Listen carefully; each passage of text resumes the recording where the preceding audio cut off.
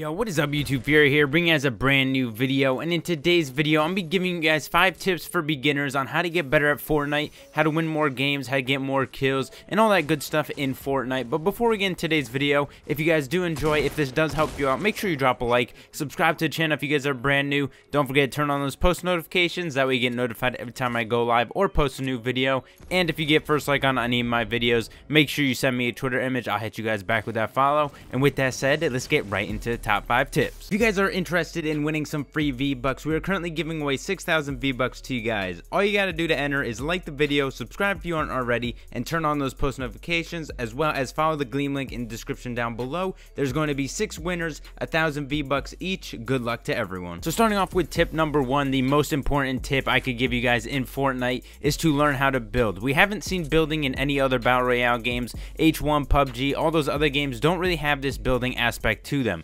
You know, Fortnite implemented this building thing a lot different than most other Battle Royales, and it really made the game a lot different than those games. So once you get the building aspect down, it's very important to learn how to build and, you know, figure out what settings, what controller settings you want to use to, you know, to learn this new building mode in this Battle Royale. So obviously this aspect of the game is a lot easier to learn on PC just because there's so many more key bindings that you can do on PC, a lot more customizable, you know, to your liking and stuff like that. So obviously on PC the building aspect is going to come a little bit easier than it will on console, but they did implement Builder Pro, which I definitely recommend. If you guys have not switched to it, go ahead, switch to it, go land Wailing Woods, wherever you want to land, Moisty Mire, wherever, and start learning how to use Builder Pro. It's gonna, you know, you're gonna basically learn building a lot easier. You're going to become better at it than you will with any other controller settings. So this Builder Pro setting that they introduced to console players is very important. I definitely recommend switching over to that and learning how to use that setting.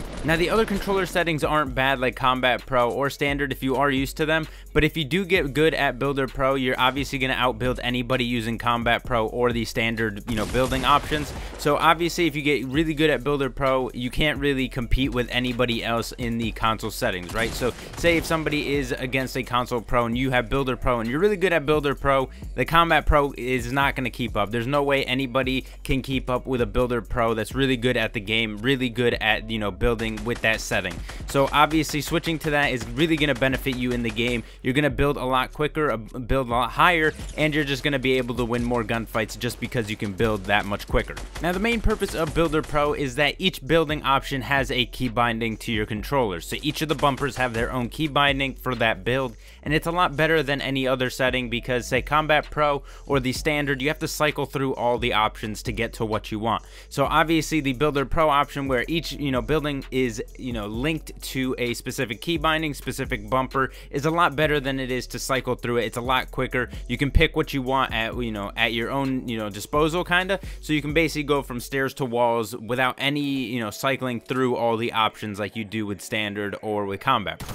Tip number 2 that I have for you guys is to basically load out your inventory the way you like it, how you can get used to knowing where which weapons are and where your materials are, or your basically your healing materials are at. So basically for me, I go AR, shotgun, SMG, RPG or sniper, and then my healing or my shield. So once you get used to a certain loadout, it's, you know, it becomes a lot easier for you guys to switch weapons and basically make combo weapons. So basically I go from shotgun to SMG or shotgun to RPG depending on what I have. I definitely recommend the shotgun to tac SMG or shotgun to shotgun. Depends if you like the pump to tac or tac to pump, or just regular tac to SMG, or whatever it may be, whatever your combo is. It's very important to get to know your inventory and how you like to lay it out. That way you can switch with those combos a lot quicker than rather than just like cycling through all your options like some others do. Now I've seen some inventory spots that are very interesting. Some I see the healing and the shields first, and then, you know, your weapons last, or your weapons first and your healing and stuff last. And some people just have it all mixed up, which I don't recommend, because being able to switch in between the weapons you want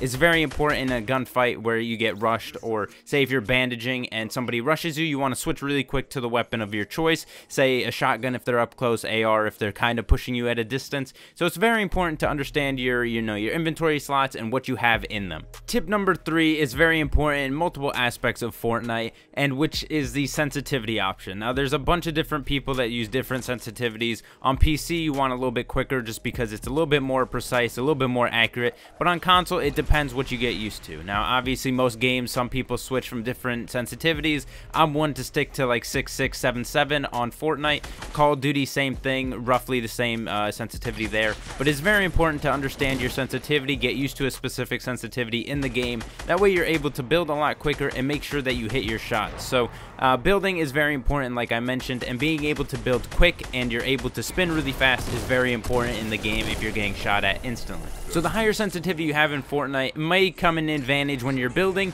but it might be a disadvantage when you're, shooting at somebody and you're trying to hit some shots at some distance or trying to snipe somebody. So it's very important to get used to a sensitivity. At first, if you switch to a higher sensitivity, it might be a little bit difficult to get used to. Your building will be a lot better just because you can build quicker, but your accuracy for your shots are going to be a little bit lower just because you're not used to that speed. So for tip number 3, understanding what sensitivity you prefer, a higher one or a lower one, each one has their advantage. I definitely recommend a higher sensitivity, say 6, 7, 8 maybe.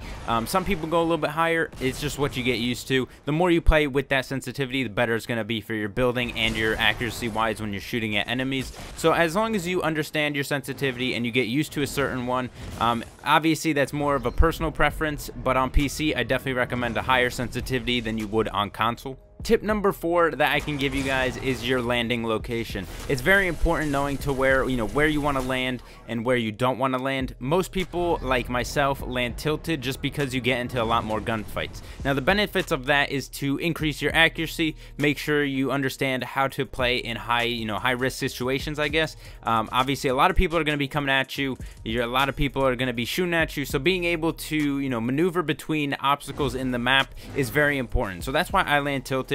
I like to have high kill, high action games, so tilted is my location of choice. Retail row, if you want something a little bit slower, there are going to be people landing there for sure, as well as salty. Those are like kind of semi-popular locations, definitely not tilted towers. Tilted is obviously the most popular location to drop, but knowing your location of where you want to drop, what you're trying to do in that game is very important. So if you're trying to go for those high kill, high action gameplays, tilted towers is where you want to drop, obviously. Pleasant Park has been slowing down. There's probably going to be 2-3 people that land there if you want to land there.